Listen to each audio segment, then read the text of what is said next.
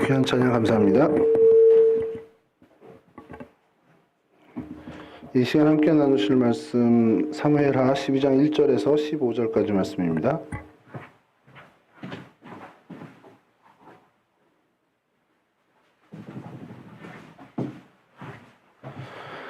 사무엘하 12장 1절에서 15절까지 저랑 한 절씩 교독하도록 하겠습니다. 여호와께서 나단을 다윗에게 보내시니 그가 다윗에게 가서 그에게 이르되 한 성읍에 두 사람이 있는데 한 사람은 부하고 한 사람은 가난하니 부한 사람은 양과 소가 심이 많으나 가난한 사람은 아무것도 없고 자기가 사서 기르는 작은 암양 새끼 한 마리뿐이라. 그 암양 새끼는 그와 그의 자식과 함께 자라며 그가 먹는 것을 먹으며 그의 잔으로 마시며 그의 품에 누움으로 그에게는 딸처럼 되었거늘 어떤 행인이 그 부자에게 오매 부자가 자기에게 온 행인을 위하여 자기의 양과 소를 왕잡고 하냐고 가난한 사람의 양새끼를 떼어다가 자기는 사람을 위하여 잡았나이다 하니 다윗이 그 사람으로 말미암아 노하여 나단에게 이르되 여호와의 살아계심을 두고 맹세하노니 이 일을 행한 그 사람은 마땅히 죽을 자라. 그가 백성이 여기지 아니하고 이런 일을 행하였으니 그 양새끼를 네 배나 바꿔줘야 하리라 한지라. 나단이 다윗에게 이르되 당신이 그 사람이라. 이스라엘의 하나님 여호와께서 이와 같이 이르시기를 내가 너를 이스라엘 왕으로 기름 붓기 위하여 너를 사울의 손에서 구원하고 주인의 집을 내게 주고 내 주인의 아내들을 내 품에 두고 이스라엘과 유다 정도 내게 맡겼느니라. 나를 그것이 부족하였을 것이면 내가 내게 이것저것을 다 주었으리라. 그러한데 어찌하여 내가 여호와의 말씀을 업신여기고 나 보기에 악을 행하였느냐. 내가 칼로 햇사람 우리아를 치되 암몬 자손의 칼로 죽이고 그의 아내를 빼앗아 내 아내로 삼았도다. 내가 나로 하신 이거 햇사람 우리아의 아내를 빼앗아 내 아내로 삼았으며 칼이 내 집에서 영원토록 떠나지 아니하리라 했고 여호와께서 또 이와 같이 이르시기를 보라 내가 너와 내 집에 재앙을 일으키고 내가 내 눈앞에서 내 아내를 빼앗아 내 이웃들에게 주리니 그 사람들이 내 아내들과 더불어 백주에 동침하리라.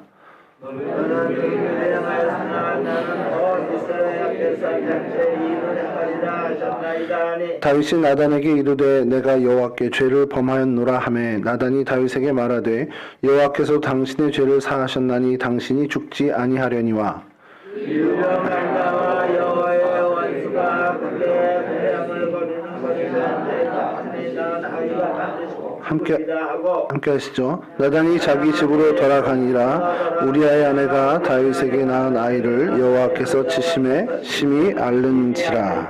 아멘. 예, 오늘 우리 다윗에 대해서 세 번째 시간을 갖게 됐습니다. 지난 시간 저희가 좀 살펴본 다윗의 모습을 좀 잠깐만 좀 언급하면요. 왕이 되기 전에 다윗의 모습은 하나님의 마음에 합한 사람이었다라는 게 가장 대표적인 모습이었고요. 하나님의 영에 감동되어서 혹독한 시련을 잘 견뎌낸 그리고 하나님의 마음으로 하나님의 시선으로 모든 것을 바라보고 하나님의 마음으로 백성을 하나님의 마음으로 사랑하는 그런 사람이었습니다. 왕이 된 이후에 우리 두 번째 시간을 살펴본 것이 왕이 된 이후에 인내하며 기다릴 줄 아는 사람인 그 다윗의 모습을 살펴봤고요. 나라와 백성을 어쩌면 그 마음 다해서 정말 사랑하는 사람, 그리고 나라를 하나님 중심으로 언약궤를 드리면서 하나님 중심으로 세우고자 애를 썼던 사람임을 저희가 좀 살펴보았습니다. 오늘은 이러한 다윗이 그 이후에 이제 왕이 된 이후에 태평성대를 구가하면서 그 시절에 하나님 앞에서 이제 무너지게 되는 무너졌으나 또 뭐 하나님의 은혜를 얻게 되는 그러한 모습을 좀 살펴보면서 저희가 좀 교훈을 얻으려고 합니다. 하나님께서 이런 왕이 된 이후에 다윗에게 그 가장 감동한 것이 어느 부분이냐라고 한다면 그가 언약궤를 하나님의 이제 예루살렘으로 드리면서 이 언약궤가 장막에 있는 것이 불편한 겁니다. 나는 이렇게 번듯한 왕궁에 있는데 하나님의 말씀, 하나님이 그러니까 언약궤가 그런 어떤 천막에 거하시는 것이 너무 불편한 거죠. 사실은 굉장히 우리 자연스러운 마음일 수 있습니다. 근데 우리는 그런 불편하다까지가 저희들 마음인데 다윗은 거기서 이제 한 걸음 더 나가서 내 집보다 더 좋은 처소, 하나님의 처소를 내가 만들어야겠다라는 마음을 품고 실행에 옮겼다라는 것이죠. 이게 굉장히 중요한 마음이고 하나님이 그 마음을 참 기쁘게 받으셨어요. 그러나 하나님이 그 일을 준비하는 것을 다윗에게 맡기고 실제로 건축의 모든 진행은 이제 솔로몬이 진행을 하게 됩니다. 그래서 우리가 그 예루살렘 성전을 첫 번째 그 성전을 솔로몬 성전이라고 하는데 여기도 약간 좀 의견이 있어요. 성경학자들은 아니 솔로몬 때 건축을 했다고 그게 솔로몬이 한 거냐. 모든 준비를 다 완벽하게 다윗이 했는데 그리고 가장 중요한 언약궤를 예루살렘으로 모셔온 것은 다윗이었다라는 것이죠. 그러면서 이제 성경학자들 얘기하는 것은 그러니까 하나님이 솔로몬과 영원한 솔로몬 언약을 맺은 게 아니라 다윗과 다윗의 언약을 맺은 것 아니냐라는 얘기를 합니다. 그러니까 단순히 이제 어떤 성전 그 건축물을 지었다 안 지었다가 중요한 게 아니고 그 마음을 어떤 마음으로 하나님 앞에 이 성전을 건축해야 할까라는 그 생각을 했던 다윗에 대해서 하나님이 기뻐 받으셨다는 것이죠. 그래서 하나님이 이 왕이 된 이후에도 여전히 하나님 마음에 쏙 든 이 다윗에게 굉장한 약속을 해주시는데 이걸 이제 소위 이제 신학적인 성서 신학에서는 다윗 언약이라고 얘기를 합니다. 사무엘하 7장 이하에 나오는 얘기인데요. 그러니까 그거죠. 너 내 집 지어준다고 그랬지? 근데 내가 언제 너한테 백향목집 원한 적 있니? 하면서 하나님이 구구절절 설명을 합니다. 그러고 나서는 그럴 게 아니라 내가 네 집을 견고하게 세워줄게. 너와 내 나라를 영원히 내가 보존시켜줄게. 그리고 내 왕위가 영원히 견고하도록 내가 책임져 줄게라고 하나님이 다윗에게 그 약속을 합니다. 이게 다윗 언약이에요. 사실 이것이 뭐 어떤 유다 왕국, 그 이스라엘 전체 통합 왕국에서 이루어졌다라고 보는 것은 아니고요. 다윗의 후손이 되신 예수 그리스도를 통해서 이 영원한 왕위, 어떤 그 제사장의 그 하나님 나라의 왕권을 예수 그리스도께서 영원히 가져가시는 것으로 저희가 이제 해석을 하는데, 여하튼 다윗이 이 언약을 받게 됐을 때, 다윗이 하나님의 이 말씀을 듣고 굉장히 감복합니다. 그리고 정말 감사한 마음으로 기도를 드리는데, 그 기도를 요약하면 이래요. 사무엘하 7장 18절 이하 말씀인데요. 좀 띄워주시면, 다윗 왕이 여호와 앞에 들어가 앉아서 이르되 주 여호와여 나는 누구이오며 내 집은 무엇이기에 나를 여기까지 이르게 하셨나이까. 27장 28절에서 29절에 또 이렇게 이어집니다. 주 여호와여 오직 주는 하나님이시며 주의 말씀들이 참되시니이다. 주께서 이 좋은 것을 주의 종에게 말씀하셨사오니 이제 청하건대 종의 집에 복을 주사 주 앞에 영원히 있게 하옵소서. 주 여호와께서 말씀하셨사오니 주의 종의 집이 영원히 복을 받게 하옵소서 하니라. 그러니까 하나님이 이러한 견고히 네 집과 네 나라 그리고 너의 왕위를 영원히 견고하게 내가 책임져 주겠다라는 그 하나님의 말씀, 약속을 듣고 정말 감사의 기도를, 그 진심을 다한 감사의 기도를 하나님께 드리게 됩니다. 자, 이 마음을 갖고 이제 하나님께서 책임져 주신다라는 그 마음을 갖고 다윗은 더 승승장구한 행보를 걷게 됩니다. 일단 내부적으로는 여부스족을 제거하죠. 이제 예루살렘 인근에 있는 그 가나안 7족 속의 하나인 여부스족을 그때까지도 어떻게 몰아내지 못하고 있었는데 완벽하게 이제 제압을 하게 됩니다. 또 외부로는 이제 외부 세력인 가장 큰 세력이었던 가장 이제 위협적인 세력이었던 블레셋 세력을 무력화시키죠. 그리고 이제 국내 정치 안에서는 하나님의 말씀, 이제 언약궤를 모시는 것, 그것을 이제 들여오면서 이 나라의 어떻게 보면 이 나라의 기강과 기조는, 정치의 어떤 기조는 하나님 말씀 중심이다, 하나님 중심이다라는 것을 천명하는 것이죠. 그리고 성전을 지을 그런 계속 마음뿐만 아니라 실질적인 준비를 해나가는 것을 토대로 이 하나님의 언약을 이루어가는 그런 발걸음을 거이게 됩니다. 그러니까 다윗의 어떤 이 모든 행보가 정말 이쪽으로 가면 이쪽으로 가는 대로, 저쪽으로 가면 저쪽 가는 대로 그냥 쩍쩍쩍쩍 길이 열리는 겁니다. 요즘 우리 아이들의 표현으로는 이제 꽃길만 걷는 거죠. 뭘 해도 다 잘 되는 겁니다. 그런, 어쨌든 손만 대는 일은 다 잘 되는 거죠. 이제 특별히 이제 다윗이 그러한 와중에, 이제 시도한 것이 이 이스라엘 왕국의 지경을 넓히는 것을 이제 시도를 합니다. 그래서 말씀드린 것처럼 블레셋을 이제 쳐서요, 메덱 암마라는 것을 빼앗았다라고 이제 표현을 합니다. 제가 이제 말씀을 준비하다가 메덱 암마를 이제 이렇게 등장을 해요. 그래서 블레셋에 메덱 암마라는 도시가 있나 하고서 막 다 찾아봤습니다. 결국에 이제 호크마 주석에서 그 실마리를 찾아서 계속 이렇게 하다 보니까 이 메덱암마라는 뜻이요, 어머니의 굴레라고. 그러니까 여러분 굴레라는 말은 많이 들어보셨죠? 뭔지는 아세요 혹시? 저는 본 적은 있지만 그게 굴레였는지 요번에 알았습니다만, 소의 이렇게 어깨쯤에 이렇게 크게 하는 게 멍에잖아요. 그리고 망태를 이렇게 씌우는데 그 사이에 이렇게 막 베베 꼬은 굵은 끈으로 이렇게 이은 거 있잖아요. 이제 그걸 굴레라고 하더라고요.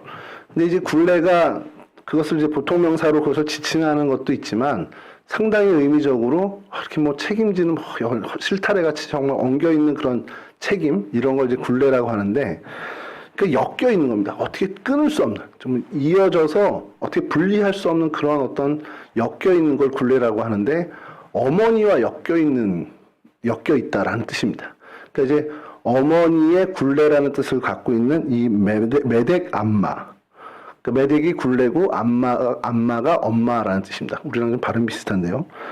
자, 블레셋을 쳐서 메덱암마를 점령했다라고 이 사무엘 이렇게 나오는데, 사무엘 8장 1절에 이렇게 나오는데, 이게 무슨 말인가 그래서 이제 호크마 주석부터 다 뒤져보니까 이게 역대상 18장 1절하고 병행 구절입니다. 역대상 18장 1절은 그 후에 다윗이 블레셋 사람들을 쳐서 항복을 받고 블레셋 사람들의 손에서 가드와 그 동네를 빼앗고. 그러니까 메덱암마를 쳤다라고 이쪽에서는 얘기하는데 이쪽에서는 똑같은 사건을 가드와 그 동네의 성읍들을 다 쳤다 이렇게 하는 거죠. 그러니까 이게 그래서 찾아보니까 고대 근동에서는 습관적으로 이야기하는 언어의 표현이 그래요. 한 나라의 수도를 가리켜서 어머니라고 표현을 합니다.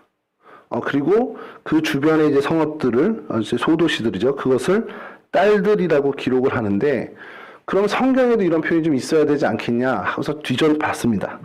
여호수아 15장 45절에 그 마을들과 라고 하는 이제 우리 성경에는 그렇게 되어 있어요. 그 성읍과 그 마을들과 이제 여호수아가 막 정복해 나가는 그런 이야기를 하는데, 그 성읍들이라는 걸 지칭하는데, 그 성읍과 그 마을들과 할 때 이 마을들을 바트라는 단어로 사용을 하는데, 이 바트가 바로 딸이라는 표현입니다. 그러니까 히브리 말로는 그 성읍과 그 성읍의 딸들을 점령했다라고 하는데, 이게 우리 표현으로는 도무지 이게 이해가 안 되니까 그냥 그 마을들이라고 이제 한글 표현을 한 거죠.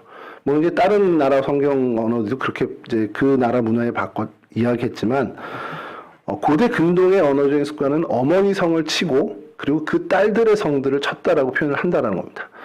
그러니까 이제 블레셋을 다시 쳐서 메덱암마를 점령했다라는 이 다윗의 표현은 블레셋의 가장 핵심 도시인 이 가드를 쳤고 그의 이제 딸의 성들이라고 할 수 있는 가사라든지 에글론이라든지 이런 성들까지도 완벽하게 제압했다라는. 그러니까 이 한 줄이지만 이 한 줄이 갖는 의미가 굉장히 중요한 것이, 다윗이 그 사울 왕조 때 그렇게 괴롭힘을 당했던 블레셋을 아예 완전히 완벽하게, 뭐 더 좋은 표현이 없는지 모르겠는데 아주 그냥 확실하게 이제 블레셋을 제압했다라는 표현을 이제 하고 있는 겁니다. 이게 첫 시작이에요. 이게 하나님으로부터 다윗 언약을 받고 이 다윗이 시작을 한 그 어떻게 보면 지경을 넓히기 시작하는 첫 번째 행보가 이 블레셋을 완전히 제압하는 것으로 시작했습니다. 이게 영적으로도 굉장히 상징적인 의미인 것이, 그간 우리의 어떤 죄성을 계속해서 괴롭히고 우리를 어떻게 보면 고난으로 어떻게 보면 정말 힘겹게 하는 그 어둠의 세력을, 가장 핵심적인 세력을 완벽하게 제압했다라는 표현으로 해석을 한다라는 겁니다. 자, 그렇게 블레셋을 완벽하게 제압하고 또 모압을 쳐서 조공을 바치는 노예 국가로 삼습니다. 그리고 소바왕이라고 또 표현이 나오는데 8장에 계속해서 열거되는데요. 소바왕 하다데셀을 쳤다라는 표현이 나오는데, 이 소바왕은 아람 족속 중에 아람이라는 그 부족이 굉장히 이 소왕국이 많았던 시절입니다. 그래서 소바도 있고 하맛도 있고 이렇게 해서 하마당도 그 뒤에 나오는데, 이 소바왕 하다데셀을 치고요. 또 그것을 도우러 왔던 아람 군대를 또 치고, 그래서 아람 족속까지도, 그러니까 이제 오늘로 치면 시리아로 할 수 있죠. 시리아 국가를 다메섹 인근의 주변까지도 완전히 제압을 하게 됩니다. 그리고 그때 소바왕 하다데셀과 전쟁을 치르고 있던 하맛왕 도이라는 사람이 소바가 이제 망했네. 어부지리로 이제 자기가 승리를 얻게 되고 이제 어떻게 보면 살 길이 열린 거죠. 그래서 다윗에게 축하 사절을 보냅니다. 그 아들을 통해서 축하 사절을 보내는 그러한 모습. 그러니까 이 표현들, 이 사무엘하 8장 이야기를 하면서 강하게 눌러서 쳐야 될 민족은 치고 또 노예로 삼아서 조공을 받아야 되는 민족은 그렇게 삼고 그리고 뭔가 반기를 든다 그러면 확실하게 제압하고 또 그것에 대해서 축하를 하는 그런 어떤 동맹을 맺는 어떤 그런 모습의 왕들은 또 그대로 또 어떤 유한 관계를 맺는. 그러니까 이 다윗 왕의 그 어떤 그 정치나 이런 패권 국가로서의 나가는 그런 모습이 오늘날의 어떤 그 패권 국가의 모습과 전형적으로 비춰진다는 거죠. 동맹할 나라는 동맹하고 확실하게 눌러야 될 나라는 누르고 또 속국으로 삼아야 될 나라는 또 삼고 이런 식의 어떤 정말 다양한 어떻게 외교 정책 그리고 어떻게 보면 이런 것들을 완벽하게 해 나가는 것을 이 사무엘하 8장에서 계속 보여준다는 겁니다. 그리고 이제 거기에 에돔을 이제 마지막으로 쳐서 종으로 삼게 되는데 에돔의 어떤 이제 한 지류죠. 지류인 그 아말렉도 다시 치게 되고 그래서 아말렉으로부터도 많은 물건 전리품을 얻게 됐다라고 이제 표현을 하게 됩니다. 그러니까 이 모습들이 다 뭐냐 그러면 다윗 언약 이후에 이 다윗의 행보가 진짜 하나님이 그렇게 약속하신 그대로 이쪽으로 가든 저쪽으로 가든 모든 것이 다 형통케 되고 다윗의 뜻대로 다 이루어지는 것을 보여주는 그런 어떤 성경의 모습이라는 겁니다. 그래서 사무엘하 8장 12절에서 13절을 이렇게 표현합니다. 곧 아람과 모압과 암몬 자손과 블레셋 사람과 아말렉에게서 얻은 것들과 소바왕 르굽의 아들 하닷에셀에게서 노력한 것과 같이 드리니라. 다윗이 소돔 골짜기에서 에돔 사람 18,000명을 쳐 죽이고 돌아와 명성을 떨치니라. 그러니까 이게 마지막으로 이렇게 요약을 하는 겁니다. 아람, 모압, 암몬, 블레셋, 아말렉, 이제 소바, 여기서 모든 어떤 그 전리품들, 그 모든 어떤 얻을 만한 것들을 다 얻게 되는 다윗의 모습. 그리고 마지막으로 에돔 사람 18,000명을 치면서, 돌아와서 명성을 얻게 되는. 그러니까, 아주 전 태평성대를 이루게 되는 이제 다윗 왕의 그런 어떤 그 나라의 행보를 보여준다라는 것이죠. 이것이 다윗 언약, 그러니까 왕이 된 이후에 하나님의 마음에 여전히 들고 그래서 하나님이 복을 약속한 그 언약 이후에 다윗이 보여주는 그런 모습이라는 겁니다.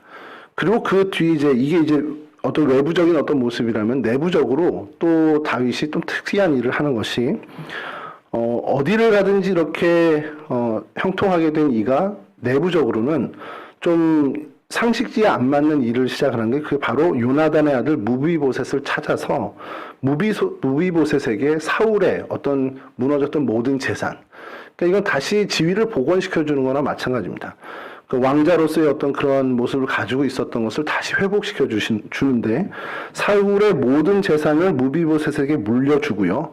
또 한 걸음 더 나가서 왕이 앉는 그 상에 같이 앉아서 식사를 같이 할 수 있는 권한을 주게 됩니다.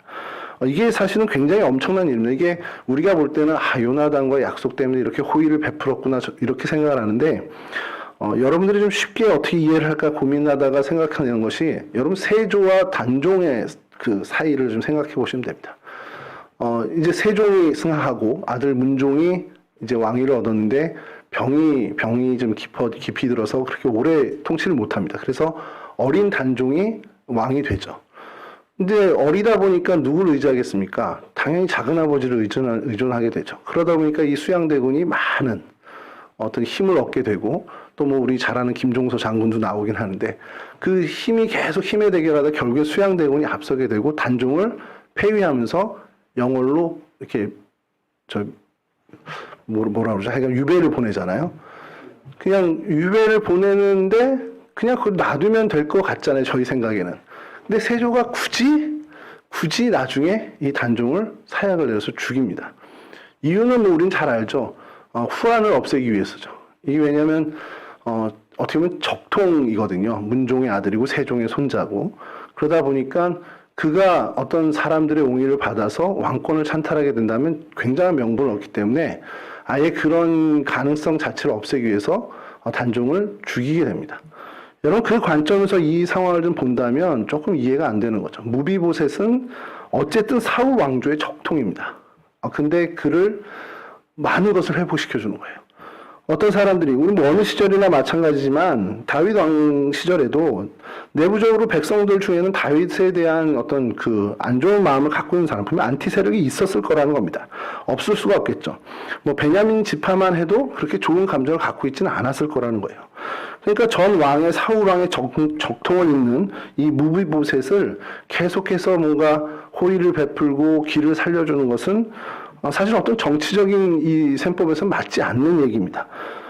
반대 세력에게 굉장히 좋은 기회를 줄 수 있는, 빌미를 줄 수 있는 것이 될 수 있는데 그런 요소가 충분히 있음에도 불구하고 다윗은 그것을 다 생각하지 않고 그것을 다 무시하고 요나단과의 한 약속 그거 하나만을 생각하고 무비보셋에게 굉장한 호의를 베푼다라는 겁니다. 사실 이게 다윗의 위대함의 또 하나라는 거죠. 시간이 지나서 결국엔 백성들이 다윗이 어떤 이런 정치적인 셈법에 민감한 사람이 아니라 신의를 지키는 의리 있는 사람이라는 것이 알려지게 되고 그리고 그 다윗의 덕망이 백성들에게 어떻게 보면 영향력을 주게 된다라는 것이죠. 뭐 그런 어떤 이 내부적으로 이러한 일들을 통해서 사실은 다윗 왕의 명성도 다시금 그러니까 전쟁을 통한 명성도 올라갔지만 이 무비보셋에게 호의를 베푸는 것으로 인해서 다윗은 또 내부적으로도 그 이름 그런 어떤 그 권위가 견고해졌다라는 것을 보게 된다라는 겁니다. 그러니까 내부적으로도 선정을 펼치는 왕의 모습을 갖추게 되고 외부적으로도 주변의 모든 나라들을 평정한 어떤 강한 왕국으로 이제 올라서게 됐죠. 이제 마지막으로 실질적인 남아있는 그 어떤 주변국에서 이제 마지막 정말 하나 남은 것이 암몬이었습니다.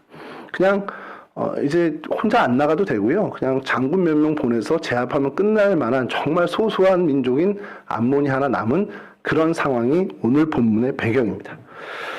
다윗이 왕권 초기에는 고생했죠. 7년 6개월 동안 이 이스보셋, 사울의 아들 이스보셋 때문에 사실 힘들었고, 그리고 이제 통일 이스라엘 왕국이 된 다음에 어떤 여러 가지 일들을 통해서 하나님 보시기에 아름다운, 어떻게 보면 하나님 보시기에 흡족한 나라를 세우고 가기 위해서 굉장히 애쓰고 결국 왕권이 강화되고 외적인 싸움에 승리하면서 정말 튼튼한 왕조를 세우게 됐습니다. 말 그대로 이제 더 이상 부러울 것이 없게 됐는데 이걸 우리가 뭐 태평성대라고 얘기할 수 있겠죠. 정말 태평성대를 누리는 시점에 딱 오게 됐습니다. 이제 남은 건 말씀드린 것처럼 암몬과의 전투 하나인데 그 전투도 실질적으로도 요압에게 그냥 맡겨버려요. 그러니까 왕까지 나설 필요 없을 정도의 그 상대가 되지 않는 세력이기 때문에 요압에게 그냥 맡겼고 그게 별 문제가 되지 않았습니다. 자, 근데 이제 성경에서는 여기서 문제가 시작됩니다. 여러분 대개의 역사들을 보면요. 어떤 혼란한 정국 그리고 뭔가 위기감이 찾아오는 그런 때에 어떻게 보면 그 불안한 시국이죠. 불안한 시국에 좋은 리더십이 등장을 하게 되면 이 국력이 하나로 확 몰리게 됩니다. 뭔가 이렇게 힘이 하나로 확 뭉치게 되는 그런 역사적인 우리 패턴을 만약에 보게 되죠. 그러니까 오히려 위기라고 생각되는 그때에 훨씬 더 좋은 기회를 맞게 되는 민족이나 나라들을 우리가 많이 보게 되죠. 뭐 외세의 침략 앞에서 이건 외세의 침략은 굉장히 위기잖아요. 근데 그 외세의 침략 앞에서 모든 나라의 모든 민족이 정말 한마음 한뜻으로 힘을 모으는 그런 단결한 모습을 보여주는 이전에도 없었던 그 민족이 단합되는 모습을 보여주는 예를 우리는 많은 역사에서 찾아볼 수 있습니다. 근데 반대로 정말 평안한 정말 태평성대를 누릴 때에 뭐야 위험한 거 하나도 없는데 정말 위험 요소 하나도 없는데라고 하는 그 시절에 어이없게 무너져 나가는 그런 나라들, 그런 민족들을 우리는 역사에서 많이 발견하게 되죠. 그래서 그런 역사학자들 사이에서는 그런 얘기가 있답니다. 환란을 견디는 것은 쉬운데 번영을 견디는 것은 환란을 견디는 것보다 10배는 더 어렵다. 이런 얘기가 있대요. 역사학자들 사이에. 그러니까 그런 말이 있을 정도로 이 태평성대 평안한 시국, 걱정거리 하나 없는 뭐 경제적인 번영 이런 때가 훨씬 더 그 민족에겐 위기일 수 있다는 것을 역설적으로 얘기해 주는 겁니다. 대표적으로 로마 제국을 들 수가 있습니다.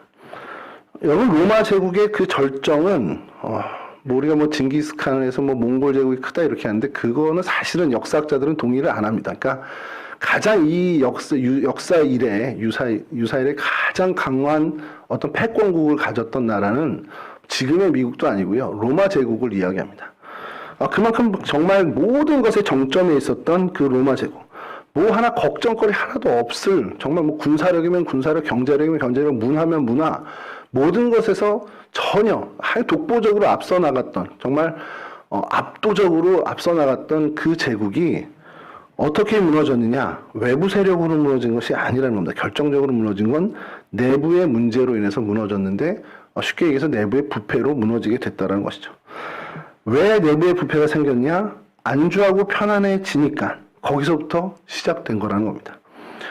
여러분, 그러니까 우리는 늘 깨어 있어야 하는 것이, 이게 어떤 한 국가의 흥망성쇠만에 있는 것이 아니라 우리 개인도 마찬가지라는 거죠.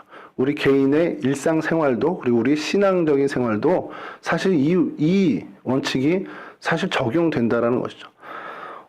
안주하고 편안해지기 시작하면 그냥 무너지는 것이 사람의 어떤 속성인 것처럼 개인의 생활에서도 그런 모습들을 우리 주변에서 많이 보게 됩니다. 아, 저 사람 이제 다 이뤘네. 아, 이제 저 정도 됐으면 이제 안심하고 편안히 살 일만 남았네 하는데 꼭 넘어지는 경우를 많이 보게 되죠. 그렇기 때문에 우리가 늘 깨어 있어야 하는 것이 중요한데, 이 다윗 왕국을 보면서 다시 한번 그것을 저희가 깨닫게 됩니다.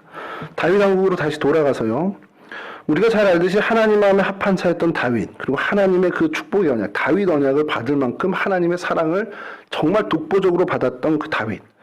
어떤 전투에서도 승리했고요. 어떤 축복을 누렸던, 정말 모든 하나님이 이 땅에서 인간이 누릴 수 있는 그 축복을 다 누렸던 다윗이 이제 가장 편안하고 안전하게 여겨지는 이 태평성대의 시기에 자기도 모르게 유혹을 받아 범죄에 빠지게 됩니다.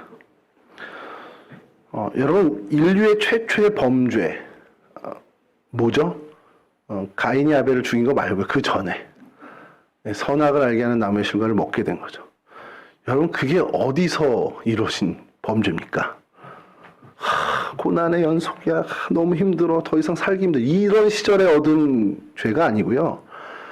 인간이 누릴 수 있는 최상의 낙원. 이제까지 역사 이래 야단과 하와 이후에는 어느 누구도 누려보지 못했던 그 평안의 낙원. 그 에덴 동산에서 이루어졌다는 겁니다. 그 인류에 돌이킬 수 없는 가장 큰 범죄가요. 여러분, 사탄은 이렇듯 간교하고 교활합니다. 우리의 약점을 파고드는 데는 아주 최적화된 그런 존재가 바로 사단이죠. 다윗 역시도 이 사단의 유혹을 넘어서지 못하게 됩니다. 근데 다윗의 범죄가 오늘 우리 본문에 앞선 내용인데, 이건 그냥 간략하게 좀 말씀을 드리면, 이제 해가 바뀌어요. 그 세번역에서는 그 다음 해 봄에라고 시작을 합니다. 사무엘하 11장 그렇게 시작을 하는데, 새해가 돼서 이제 전쟁하기 좋은 시기가 옵니다. 이제 겨울에는 전쟁하면 군사들이 다 힘드니까 암몬을 언제 칠까 이러고 계산을 하다가, 야, 봄 되면 나가서 치자 하고서 이제 군사를 일으킵니다. 그리고 실제로 별거 아니기 때문에 암몬 정복을 위해서 왕이 출정하는 것이 아니라 그냥 요압을 출정시켜요. 그 정도로도 충분하니까. 자, 그렇게 총지휘관으로 이제 요압을 군사령관으로 내보내서 암몬을 치게 내놓고 자신은 궁에 머물게 되었습니다. 가장 평안한 시기, 이 태평성대 시간에 다른 군사들은 전쟁에 참여했지만 나는 왕궁에서 산책하듯이 이제 거니는 그런 다윗의 모습을 저희가 보게 되죠. 바로 문제가 거기서 발생을 하게 됩니다. 저녁 때 다윗이 왕궁 옥상에서 거닐고 있다가 근처에 어느 집에 있는 여인을 목욕하는 모습을 보게 되고 그 여인을 왕궁으로 들여서 동침을 하게 되죠. 그게 우리가 잘 알고 있는 햇사람 우리아의 아내 바세바였습니다. 자, 근데 그렇게 해놓고 아무도 모르게 흔적 없이 이렇게 싹 지우고 싶었던 것 같아요. 그런데 문제가 생긴 것이 이 바세바가 임신을 했다라는 겁니다. 자, 이 소식을 듣고 다윗이 어쨌든 간에 좀 뭔가 회개하는 마음으로 이거를 좀 돌이켜야 되는데 머리를 또 쓰기 시작해요. 감쪽같이 속이기 위해서 전쟁터에 있는 남편 이 우리아를 궁으로 돌아오게 하고, 그리고 수고했다 칭찬하면서 바세바와 잠자리를 하게끔 유도를 합니다. 근데 이 햇사람 우리아는 굉장히 충직한 사람이에요. 동료들이 전쟁터에 있는데 자기가 어떻게 집에서 편하게 쉬겠냐라는 겁니다. 그래서 그날 왕궁을 경비하는 그 군 숙소에서 머물게 됩니다. 그 다음 날에는 다윗이 한술 더 계략을 펴서 술을 잔뜩 취하게 하고 집으로 보내려고 하는데 그것도 실패를 하게 돼요. 자, 다윗의 생각이 계속 어긋나게 됩니다. 그래서 다윗이 어떻게 계략을 세웁니까? 요압에게 편지를 씁니다. 우리아를 이제 다시 보낼 테니까 그가 전사하게끔 하라는 거죠. 자, 그리고 그 다윗의 지시대로 우리아는 전사를 하게 됩니다. 그리고 이제 남편을 잃게 된 바세바를 데려다가 자기 아내로 삼게 되죠. 이것이 다윗이 행한 다윗 스스로의 생각엔 완벽한 범죄를 이뤄냈습니다. 자, 근데 이게 그는 완벽하다 생각했는지 모르지만 하나님은 이것을 악하디 악한 행동으로 보셨어요. 다윗의 범죄를 요약하면 이렇습니다. 안일하고 평안한 그 시대, 안일한 마음으로 시작된 그 게으름, 그것으로 인해서 그 마음에 뭔가 보암직한 것을 보아서 탐심이 생기게 됩니다. 밧세바를 보고 탐욕이 생겼습니다. 그리고 간음을 했고 이후 우리아를 속였고 결국 우리아를 살해하게 됩니다. 그러니까 안일함에서 시작된 것이 탐심으로 이어지고 탐심이 간음으로 이어지고 간음이 속임으로 이어지고 거짓으로 이어지고 그리고 그 거짓이 살인으로 이어지는 범죄가 벌써 몇 가지입니까? 계속해서 이어지는 그 범죄를 저지르게 되죠. 다윗의 이 안일함에서 시작된 이 중차대한 범죄, 이것을 우리가 좀 생각하면 편안하다, 안전하다, 야 이거 하나님이 주신 평안인가? 이렇게 생각하고 있을 때 우리는 더 깨어서 하나님을 더 바라봐야 한다는 거죠. 오늘 우리 함께 찬양한 것처럼 그럴 때 더더욱 하나님을 바라보는 저희가 되어야 한다는 겁니다. 그래서 우리는 늘 생각하죠. 우리 사도 바울의 이야기처럼 고린도전서 10장 12절 말씀입니다. 그런즉 선줄로 생각하는 자는 넘어질까 조심하라. 이 말씀을 예전에 제가 읽을 때는 선적이 있어야지 내가 뭐 넘어질 걸 조심하지. 서본 적도 없는데 아직도 기고 있는데 이런 생각을 했는데 이게 어떤 우리 사회적인 지위나 어떤 모습 이런 게 아니라 갖춰진 게 아니라 우리 마음에 뭔가가 자신감이 생겼을 때 항상 조심해야 됩니다. 아, 이 정도는 이거 설교 때 이거 설교 부분을 준비하면서 말씀을 드릴까 말까 하다가 세준이가 오면 하려고 그랬는데 안 와서 그냥 말아야 되는데 그래도 또 이제 준비한 거니까 성경 시험을 이제 2학년에 3학년 올라갈 때 시험을 본 적이 있습니다. 70점이 넘어야 3학년이 되는 거예요. 누구도 떨어지지 않는 시험이라고 생각을 했는데 선배들이 막 우르르 떨어지는 거예요. 그리고 여름방학에 썸머 스쿨 듣고 다시 시험 보고 긴장이 되더라고요. 그래서 2학년 그 말에 열심히 준비했습니다. 아, 군대를 갈까 성경 시험을 볼까 막 고민하다가 그리고 군대보단 성경 시험이 낫겠지 하고서 열심히 준비를 했어요. 그래서 우리끼리 막 문제 내고 막 하는데 너무 자신 있는 거예요. 야, 내가 떨어지면 다 떨어진다. 자, 그러고서는 한 2주를 공부를 안 했습니다. 2주도 더, 한 달 정도 공부 안 한 것 같아요. 아주 너무 자신감 갖고. 어떻게 됐겠습니까? 말씀하셔도 됩니다. 제 시험 봤습니다, 제 시험. 떨어져서 여름방학에 다시 와서 시험 봤어요. 아니, 겨울방학에 와서 다시 시험 봤어요. 그리고서는 거의 만점에 가깝게 되긴 했는데, 제가 그때 깨달은 게 있습니다. 자신만만해 하지 마라. 자신만만, 그러니까 자만했을 때 반드시 실패가 오는 걸 저는 계속, 그 이후에도 계속해서 경험하게 됩니다. 자신이 있다 하면 꼭 실수를 하고 자신이 있다 생각하는 그 분야에서 계속 뭔가가 문제가 생기더라는 거죠. 그래서 지금 자신 있는 게 없습니다. 남편으로서 어떤 자신만만했던 것도 아빠로서 나는 이렇게 충분히 잘 키울 수 이런 것도 다 내려놓게 되고 모든 게 다 그래요. 그래서 모든 게 다 자신이 없는 그러한 삶을 살 때 오히려 하나님의 은혜를 주시는 것을 경험하게 됩니다. 근데 이게 저만의 얘기는 아닐 거라는 겁니다. 여러분들의 모든 삶 속에 여러분들이 자신감을 갖지 않고 뭔가 부족할 때 그때 하나님의 도움을 구하고 하나님을 바라보게 되니까 하나님이 도우시더라는 거죠. 여러분, 제가 청년들한테 많이 얘기하는 것 중에 하나가 결혼 위해서 기도해라. 그러니까 옛날처럼 무슨 짝기도 하라는 게 아니라 180 이상의 직업은 이런 거고 신의 없는 그 남자 이런 거 기도 제목 하지 말고 그런 걸 하라는 기도가 아니라 하나님 정말 내가 내 눈으로 바라보는 사람이 하나님이 바라는 사람이 맞는지 그거 자신할 수 없잖아요. 그러니까 이제 그 좀 기도하라는 거죠. 근데 저희 청년들은 기도 안 해요. 저희 자매들은. 거울 보면 알거든. 기도 안 해도 되는 걸. 예쁘니까 거울 봐도 난 기도 안 해도 돼.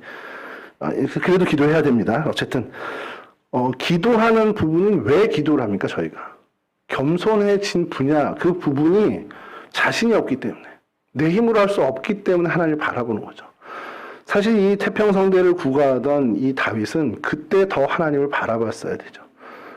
이렇게 다 이뤘으니까 모든 게 자신만만했던 그런 안일함에서 이 범죄가 시작됐다는 겁니다. 자, 그래도 하나님의 은혜는 다윗을 떠나지 않습니다. 나단을 보내서 이 다윗에게 죄를 깨닫게 하시죠. 여러분, 이 죄를 깨닫게 하는 은혜가 어마어마한 은혜입니다. 다윗이요 나단을 안 만났으면, 나단을 하나님 보내지 않았다면 다윗은 그렇게 이거 성공한 건가 보다 하고 살면서 그냥 죄를 먹고 마시며 죽는 인생, 우리가 이제 하나 기억할 필요 없는 그런 인생으로 몇천 년 전 그때 그냥 중동의 그 지방에서 사라진 그냥 한 왕으로 우리는 기억할 수밖에 없습니다. 근데 하나님이 그 죄를 깨닫게 하시는 은혜를 주셨어요. 나단이 가서 책망하죠. 오늘 본문의 이야기입니다. 부자와 가난한 사람이 한 성읍에 있었는데 이 부자 녀석이 못돼 먹게 지 거는 다 아끼고 한 마리밖에 없는 가난한 사람 양을 가져다가 손님을 대접했대요. 근데 이 다윗이 어떻게 그 마음을 표현합니까? 그놈 당장 죽일 놈이라고, 죽어야 마땅한 놈이라고 이렇게 합니다. 그래서 뭐라고 얘기합니까? 이 일을 했으니까 4배나 갚아줘야 된다 하고서 판결까지 내립니다. 그래서 새벽에 이 부분을 설교를 한번 했는데 선교사님이 왜 4배야? 저한테 물으시더라고요. 그래서 글쎄요. 그랬더니 삭개오도 4배를, 토색한 거 4배를 돌려주는데 왜 4배야? 그래서 숙제를 주셨어요. 그래서 그날 숙제를 했습니다. 근데 말씀을 못 드렸어요. 사무엘하 12장 6절에 그가 불쌍히 여기지 아니하고 이런 일을 행하였으니 그 양 새끼를 4배나 갚아주어야 하리라 한지라. 4배를 이야기합니다. 누가복음 19장 8절입니다. 삭개오가 서서 주께 여짜오되 주여 보시옵소서 내 소유의 절반을 가난한 자들에게 주겠사오며 만일 누구의 것을 속여 빼앗을 일이 있으면 4갑절이나 갚겠나이다. 4배를 얘기합니다. 왜 이 다윗도 4배를 얘기하고 삭개오 4배를 얘기했을까요? 출애굽기 22장 1절입니다.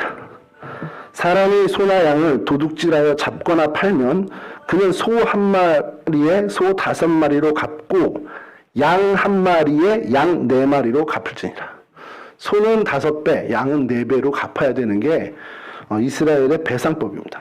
물론 우리가 이 배상법 말고 레위기와 신명기에 있는 배상법 잘 알죠? 눈에는 눈으로, 이에는 이로. 이게 여러분 보복법이 아닙니다. 우리가 좀 다시 좀 생각해야 되는 게 너 나 눈 때렸어? 너 눈 맞아. 이게 아니고, 이 보복법이 아니고요. 내가 저 사람의 눈을 상하게 했으면 내 눈으로 갚고 저 사람의 팔을 상하게 했으면 내 팔로. 그러니까 동해보상법이라고 얘기를 해요. 그러니까 보복을 하는 게 내가 피해받은 것만큼 저 사람 걸 뺏는 게 아니라 반대입니다. 관점이 완전히 반대인 게 내가 저 사람에게 어떤 피해를 줬다면 동일하게 보상을 해주는 게 동해보상법인데 이 양을 도둑질한 것, 소를 도둑질한 것은 1마리에 1마리로 갚는 게 아니라 소는 5마리로 양은 4마리로 갚는 겁니다. 그런데 소가 흔하겠습니까? 양이 흔하겠습니까?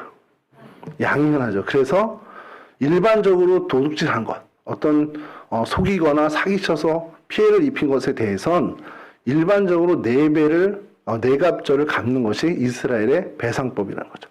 그래서 다윗이 그걸 모르지 않았기 때문에 그 이야기를 듣고 그 양을 그렇게 해서 토색했어?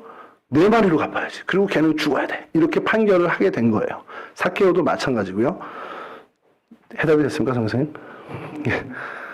어쨌든 이렇게 4배 보상을 얘기하면서 이야기할 때 나단이 뭐라 그럽니까? 그 마땅히 죽어야 되고 4배로 갚아야 될 그놈이 바로 너야. 자, 여기 이쯤 되면 나단은 목숨 걸고 얘기한 겁니다. 왕 앞에 가서 이 범죄자가 이 죽어 마땅할 이 양아치 이렇게 표현하는 거죠. 이런 아치 같은 자가 당신이야 라고 왕 앞에서 얘기를 한 건 목숨 내놓은 거예요. 여느 왕 같으면 우리 잘 알고 있는 아하수에로 왕 같은 사람이 있었다면 당장 이렇게 목을 참수해서 걸었겠지만 다윗의 위대함이 여기 있습니다. 그 얘기에 뭐라고 합니까? 13절입니다. 다윗이 나단에게 이르되 내가 여호와께 죄를 범하였노라. 여러분, 그의 참회가 되게 간단하게 표현이 됐죠, 오늘 본문엔. 근데 그의 참회가 절절한, 정말 그 통회하는 심령이 절절하게 드러난 성경이 있습니다. 시편 51편 1절에서 3절을 좀 읽어드리겠습니다. 하나님이여 주의 인자를 따라 내게 은혜를 베푸시며 주의 많은 긍휼을 따라 내 죄악을 지워주소서. 나의 죄악을 말갛게 씻으시며 나의 죄를 깨끗이 제하소서. 물은 나는 내 죄과를 아우니 내 죄가 항상 내 앞에 있나이다. 다 읽진 않겠습니다. 10절이 이렇습니다. 하나님이여 내 속에 정한 마음을 창조하시고 내 안에 정직한 영을 새롭게 하소서. 나를 주 앞에서 쫓아내지 마시며 주의 성령을 내게서 거두지 마옵소서. 17절에는 또 이렇게 합니다. 하나님께서 구하시는 제사는 상한 심령이라. 하나님이여 상하고 통회하는 마음을 주께서 멸시하지 아니하시리이다. 하나님의 은혜를, 하나님의 그 어떤 그 긍휼을 구하는 정말 참회의 기도를 드리고 있습니다. 이 시편 51편의 표제어가 이렇게 되어 있습니다. 다윗의 시, 인도자를 따라 부른 노래, 그리고 그 뒤가 이렇습니다. 다윗이 밧세바와 동침한 후 선지자 나단이 그에게 왔을 때. 다윗은 이 정말 참회, 정말 눈물을 뿌려 회개하는 그 기도, 정말 진심으로 상하고 통회하는 마음으로 하나님께 기도하죠. 나를 용서하소서, 성령을 거두지 마소서, 내 안에 정한 마음과 정직한 영을 새롭게 하여 주옵소서. 이게 정말 다윗의 진정한 마음입니다. 나단이 그렇게 왕 앞에 나와서 너 죽을 사람이야 라고 얘기했을 때 이러한 회개를 할 수 있는 그 사람이 바로 다윗이었다라는 겁니다. 여러분, 이 시편 표제어를 누가 붙였는지 모르겠어요. 다윗은 두고두고 괴롭힘을 당합니다. 밧세바와 동침한 후에 나단이 앞에 왔을 때 지은 시야라고 아예 제목을 붙여버리니 다윗은 숨길 수도 없어요. 이제는요. 그냥 온 천하의 그 후손, 주님 오실 때까지 성경에 있는 모든 이들은 다 아는 거죠. 그런 어떤 이 회개, 참회가 그에게 있었습니다. 사울과 비교되는 가장 중요한 대목이죠. 어느 분이 그 얘기를 해서 제가 마음에 새기게 된 얘기가 하나 있는데, 여러분, 사탄이 능력이 많잖아요. 우리 막 이렇게 뭐 정죄하고 우리를 막 이렇게 하고 유혹하고 하는데 사탄이 못하는 게 하나 있대요. 그래서 축구를 못하나? 야구를 못하나? 이 생각을 했는데 그게 아니고 뭘 못할 것 같습니까? 잠깐만 생각하는 시간. 사탄이 절대 할 수 없는 거. 어우, 감사합니다. 원사님. 사탄이 절대 할 수 없는 일은 회개라는 거예요. 우리가 나은 게 있어요. 사탄보다. 우리는 회개할 수 있으니까. 여러분, 우리가 하나님 앞에 회개할 일이 있으면 정말 회개해야 됩니다. 이게 우리에게 주신 은사잖아요. 하나님이 알게 하신 게 얼마나 큰 은혜입니까? 모르고 지나가면 그냥 끝이죠. 모르고 지나가면 멸망당할 인생인데 하나님이 알게 해주셔요. 우리 주변에 뭐 나단, 뭐 사람이 아닐지라도 나단과 같은 역할을 하는 그런 모든 그 일들을 통해서 우리로 깨닫게 해주시는 이 은혜를 우리는 누리는 사람입니다. 그 은혜를 얻었을 때 우리는 어떻게 해야 되냐? 다윗처럼 이렇게 자복하고 하나님 앞에 참회하고 성령 하나님의 능력을 구하고 더 하나님을 바라봐야 한다는 것이죠. 여러분, 우리는 성경의 표현처럼 돼지가 누웠던 곳으로 다시 가서 눕고 개가 토한 것을 다시 먹는 것처럼 우리는 그런 굴레에 빠진 사람들이에요. 사실 그런 존재입니다. 근데 우리가 거기서 벗어날 수 있는 것은 하나님이 주신 은혜, 하나님이 주시는 회개의 영이 있기 때문이라는 것이죠. 그래서 우리가 그 죄를 정말 하나님께서 도말해 주시는, 성경의 표현처럼 도말해 주시는 은혜를 얻게 된다는 겁니다. 회개를 할 때에. 이 회개의 삶을 우리가 살아야 된다는 거죠. 자, 이것으로 오늘 말씀 사실 끝입니다만 우리가 하나 잠깐 좀 생각해야 되는 것이, 자, 하나님 앞에 회개했어. 그럼 이제 모든 걸 하나님이 용서해줬고, 나단도 그러잖아요. 당신 하나님이 죽이지 않을 거야. 용서해주는 용서의 선을 해줍니다. 그러면 그게 다 끝일까요? 근데 우리가 정말 두렵고 떨리게 여겨야 되는 것은 죄의 용서는 죄의 용서고요. 이 죄에 대한, 그 죄로 인한 여파가 생기는 그 하나님의 징벌은, 그 징계는 여전히 남아있다는 겁니다. 나단이 뭐라고 합니까? 칼이 당신 집에서 영원히 떠나지 않을 거야. 당신 앞에서 그 아내를, 당신 눈앞에서 아내를 뺏길 거고, 그들이, 당신은 은밀하게 했지만 백주 대낮에 동침하는 일을 네가 당할 거야. 그리고 당신의 그 아이는 반드시 죽을 거야. 이 일이 고스란히 이어지잖아요. 여러분, 그리고 더 무서운 것은요, 밧세바가 낳은 아이가 죽었고, 또 암논이 다말을 강간해가지고 압살롬이 또 암논을 죽이고, 또 암논이 반란이, 이런 역사들을 잘 아니까 좀 생략하고요. 근데 제가 굉장히 이게 좀 무서웠던 것이 뭐냐면, 다윗의 이 가늠하는, 밧세바와 가늠하는 그 죄악의 그 정신이라고 해야 되나요? 그냥 우리 흔한 말로 스피릿이 암논에게 그대로 이어진다는 겁니다. 그래서 암논이 다말을 그렇게 가늠해요. 연모해서가 아니라 범하고 나서는 바로 버려버립니다. 그리고 그 햇사람 우리아를 교묘하게 속여서 죽이게 된 그 다윗의 그 정신이 압살롬에게 이어져서 압살롬이 양털 깎는 날 형제들을 다 초청해서 암논을 죽여버립니다. 속여서 초청한 다음에. 그 어떤 교활한 것도 그 정신이 이어지지만 그 살인의 어떤 죄도 이어진다는 것이죠. 굉장히 읽을수록 너무너무 이게 좀 소름 끼치게 정말 무섭다라는 생각이 드는 것이, 나 앞으로 정말 잘 살아야겠구나라는 것을 이 본문을 새벽에도 한번 설교를 했지만 다윗을 준비하면서 다시 보면서 이게 섬뜩해지는 겁니다. 아, 내가 정말 하나님 앞에서 반듯하게 정말 잘 살아야 되겠구나. 그러면서 생각한 것이, 그럼 다윗이 어디서부터 그렇게 출발을 시작한 거지? 다윗의 이 범죄가 그 처음 시작은 뭐지? 어디서부터 시작됐지? 그것은 그의 안일함에서부터 시작됐다는 겁니다. 모든 것이 당연한, 정말 그 안일함에서 시작됐다는 걸 우리가 기억해야 한다는 거죠. 사실 오늘 말씀은 이게 좀 핵심입니다. 내가 지금 있는 이 자리, 그리고 내가 이쯤이면 됐다 하는 그때가 가장 위험하다는 것. 그리고 하나님 주신 은혜, 그냥 당연한 것으로 여기는 그 마음이 참 우리 가운데는 참 어렵게 우리를 만드는 마음의 시작이 될 수 있다는 것을 우리가 기억하고, 정말 하나님 앞에서 우리의 상황이 어떻게 되든, 우리의 상황이 고난 중에 있던, 아니면 정말 평안 가운데 있던, 그것에 영향받지 않고 하나님을 일관되게 정말 꾸준하게 한결같이 하나님을 바라보는 그러한 신앙의 자세를 저희가 가져야 한다는 것이죠. 다윗은 비록 실패했지만 우리는 그 부분에 있어서 다윗을 반면교사 삼아서 우리는 그것만큼은 정말 승리를 갖는 그러한 인생이 되어야 한다는 겁니다. 물론 이제 이 징벌을 통해서 다윗을 한층 더 성숙시켜준 하나님의 은혜도 있습니다. 근데 바라는 것은 어떤 죄의 결과로 인한 징벌로 우리가 성숙하는 것보다는, 그렇게 성숙해도 나쁜 건 아니겠지만, 그래도 그거보다는 그런 징벌 없이, 죄와의 연관 없이, 징벌 없이 그냥 늘 하나님을 바라보면서 천천히 티 안 나게 성장해가는 저희들이 좀 되었으면 좋겠다는 생각을 합니다. 제 소망이 그렇고요. 저의 이 소망이 여러분들의 그 삶에서 이루어졌으면 하는 바람입니다. 죄와는 정말 정말 연관 짓지 않는 그러한 삶으로 하나님께 영광 돌리시고, 우리의 형편이 좋으나 나쁘나 눈이 오나 비가 오나 해가 내리치나 어떠한 상황에도 영향받지 않고 한결같이 늘 동일하게 하나님을 바라는 그러한 하나님의 백성의 삶을 사시는 저와 여러분들이 되실 수 있기를 주님의 이름으로 간절히 축원합니다.